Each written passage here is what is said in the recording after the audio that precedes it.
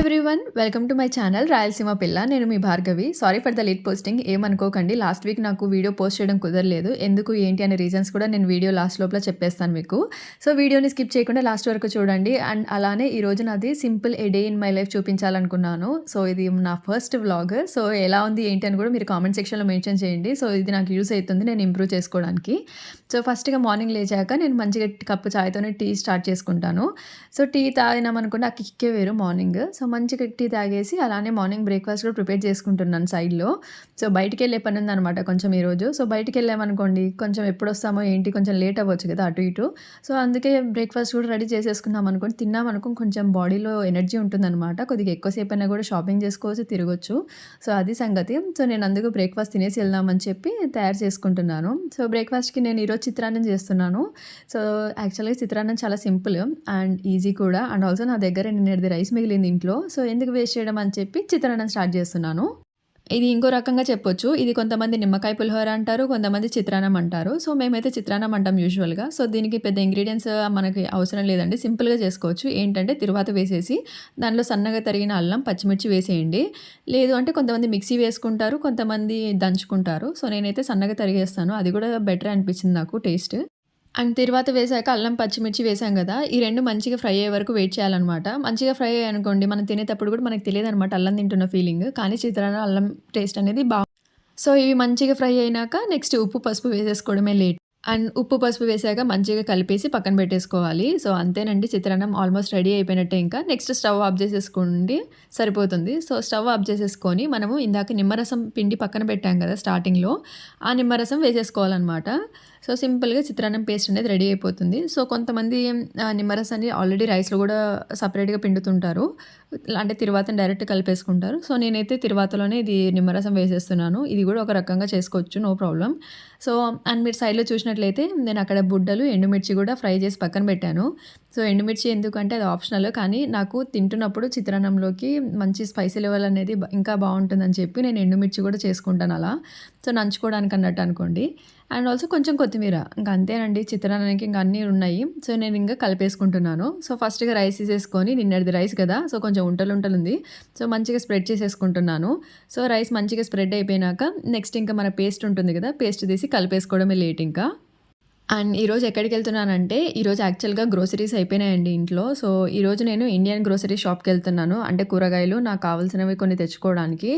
And ఈరోజు నేను చిత్రాన్న చేయడానికి కూడా ఒక రీజన్, అది కూడా ఒకటి అనుకోండి. నేను యూజువల్గా దోశ ఇడ్లీ ఇలా తింటాను, కానీ ఇంకా ఈరోజు నా దగ్గర మిక్సీ అనేది కొంచెం రిపేర్ వచ్చింది ఇంట్లో, అదే బ్లెండర్ అనేది కొంచెం రిపేర్ వచ్చింది. సో దానికోసం అని చెప్పి నేను సింపుల్గా చిత్రాన్నం చేస్తున్నాను.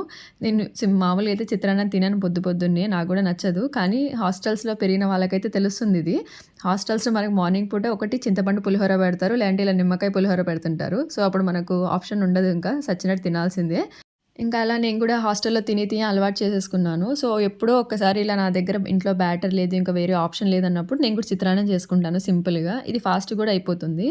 సో ఇలా చిత్రాన్నం కలిపేసేసుకొని పక్కన పెట్టేసుకోవాలి. సో వెంటనే తినకండి, ఇప్పుడే కదా నిమ్మకాయ కలిపాం, చాలా పుల్లగా ఉంటుంది. కొద్దిగా పక్కన పెట్టేసి మీరు మీ పని చూసుకొని వచ్చి తిన్నారనుకోండి, మంచి టేస్ట్ ఉంటుంది.